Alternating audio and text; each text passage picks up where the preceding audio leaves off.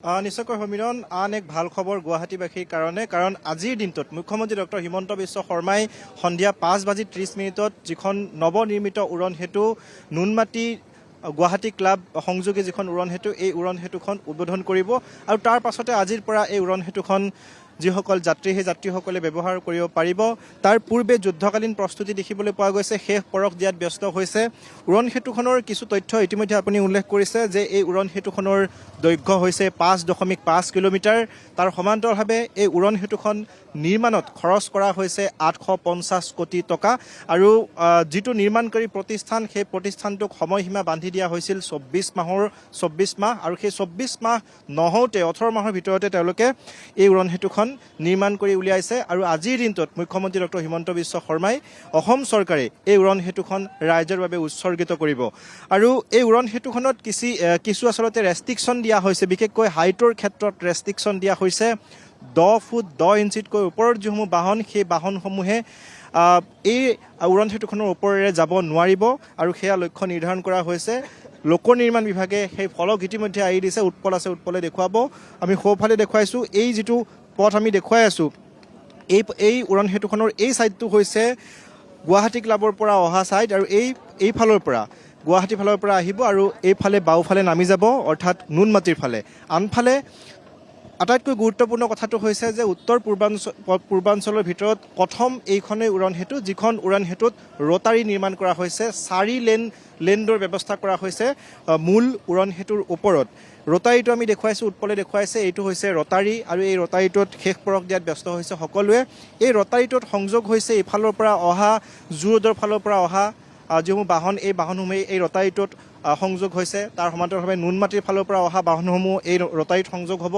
গুৱাহাটী ক্লাবৰ পৰা অহা যিসমূহ বাহন সেই বাহনসমূহ ৰটাৰী ক্লাবত এই ৰটাৰীটোত সংযোগ হ'ব আৰু আনফালে মূল চানমাৰীৰ যিটো চৌক আছে সেই চৌকৰ পৰা উঠি অহা চানমাৰীৰ পুৰণি যিখন দলং সেই দলংখনৰ ফালৰ পৰাও আহি ইয়াত সংযোগ হ'ব। অৰ্থাৎ ইয়াত 4 লেনযুক্ত ব্যৱস্থা কৰা হৈছে আৰু এই যিখন উৰণ সেতু এই উৰণ সেতুখনৰ যথেষ্ট প্ৰয়োজন আছিল কাৰণ আমি যদি চাওঁ বিগত সময়ছোৱাত এই পথছোৱাত এই যিটো মূল পথ আছে চানমাৰীৰ পৰা জু ৰোড সংযোগী মূল পথ এই পথছোৱাত যথেষ্ট যানজঁট হৈছিল, কিন্তু এতিয়া আশা কৰা হৈছে যে সেই পূৰ্বৰ যি যানজঁট সেই যানজঁট এতিয়াৰ পৰা নহ'ব কাৰণ এতিয়া 4 লেনযুক্ত এখন উৰণ সেতু হ'ল আৰু এই উৰণ সেতুৰে আচলতে যিসমূহ প্ৰাইভেট বাহন সেই বাহনসমূহ এই উৰণ সেতুৰ ওপৰেৰে যাব। বিশেষকৈ আমি যদি চাওঁ যে স্কুল কলেজলৈ যেতিয়া যাবলগীয়া হয় ছাত্ৰ ছাত্ৰীসকলৰ, বিশেষকৈ এই অঞ্চলটোত যিহেতু কৃত্ৰিম বানত বুৰ যায় তলৰ অংশ বাৰিষা কালত আৰু তেতিয়া দেখিবলৈ পোৱা যায় ঘণ্টা ধৰি আবদ্ধ হৈ থাকিবলগীয়া হয়, কিন্তু এতিয়াৰ পৰা উৰণ সেতুৰ ওপৰেৰে যেতিয়া যাব তেতিয়াহ'লে তেওঁলোকৰ সেই ঘণ্টা ধৰি আবদ্ধ হ'বলগীয়া নহ'ব। তাৰ সমান্তৰালভাৱে বিভিন্ন যানজঁট হয়, বিশেষকৈ অফিচ কাছাৰীৰ সময়ত আমি যদি চাওঁ 9 বজাৰ পৰা 11 বজাৰ ভিতৰত সেই 2 ঘণ্টা সময় সম্পূৰ্ণ ৰাজপথত দেখিবলৈ পোৱা যায় বিভিন্ন ভিৰ, বিভিন্ন ট্ৰেফিক জাম। গতিকে সেইসমূহ সমস্যা এতিয়া লাঘৱ হ'ব বুলি আশা কৰা হৈছে আৰু সম্পূৰ্ণ উৰণ সেতুখন সম্পূৰ্ণ অত্যাধুনিকভাৱে নিৰ্মাণ কৰা হৈছে। বিভিন্নজন লোক আহিছে, তেওঁলোকে চাইছে উৰণ সেতুখন, তেওঁলোকে প্ৰত্যক্ষ কৰিছে। মই কথা পাতিবলৈ চেষ্টা কৰিম। দাদা, কেনেকুৱা দেখিছে উৰণ সেতু? ভাল লাগিছে, বহুত ভাল লাগিছে, বহুত ভাল হৈছে।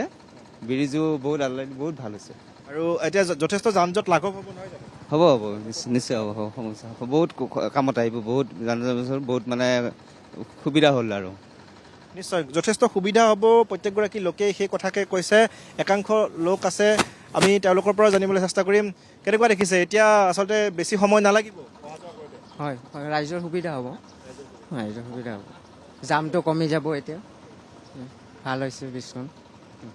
নিশ্চয় আচলতে সঁচাকৈ যানজঁট লাঘৱ হ'ব, সেই কথাই বিভিন্নজন লোকে চাবলৈ আহিছে উৰণ সেতুখন কাৰণ আজিৰ পৰা যিহেতু এই উৰণ সেতুখন ৰাইজৰ বাবে উৎসৰ্গিত হ'ব আৰু যিখন পুৰণি যিখন উৰণ সেতু আছিলে চানমাৰী উৰণ সেতু সেই উৰণ সেতুখন ইতিমধ্যে খুলি দিয়া হৈছে কাৰণ বিগত যদি আমি 2-3 মাহ ধৰি চাওঁ যিহেতু চানমাৰীত এই উৰণ সেতুখন বন্ধ কৰি দিয়া হৈছিল নিৰ্মাণ কাৰ্য চলি থকাৰ বাবে আৰু সেইবাবে আজিৰ দিনটোত খুলি দিয়া হৈছে যাতে সেই যানজঁট কিছু লাঘৱ হয় আৰু এতিয়া আজি দেখিবলৈ পোৱা গৈছে বাহনসমূহ চলাচল কৰিছে মূল চানমাৰী উৰণ সেতুৰ ওপৰেৰে। গতিকে খুব সুন্দৰকৈ নিৰ্মাণ কৰা হৈছে। আজিৰ পৰা আশা কৰা হৈছে যানজঁট লাঘৱ হ'ব, বিশেষকৈ নুনমাটিৰ পৰা গুৱাহাটী ক্লাব বা দীঘলী পুখুৰী ফাললৈ যাবলৈ হ'লে যথেষ্ট সময়ৰ প্ৰয়োজন হৈছিল বিগত সময়ছোৱাত, কিন্তু এতিয়াৰ পৰা হয়তো 5-10 মিনিটৰ ভিতৰত নুনমাটিৰ পৰা গুৱাহাটী ক্লাবলৈ অহা যোৱা কৰিব পাৰিব গতিকে এয়া হৈছে আজিৰ ছবি কাৰণ মুখ্যমন্ত্ৰী ডক্টৰ হিমন্ত বিশ্ব শৰ্মাই আজি সন্ধিয়া নিশ্চয়কৈ ৰূপম এই মুহূৰ্তত আপোনাক ধন্যবাদ জনাইছোঁ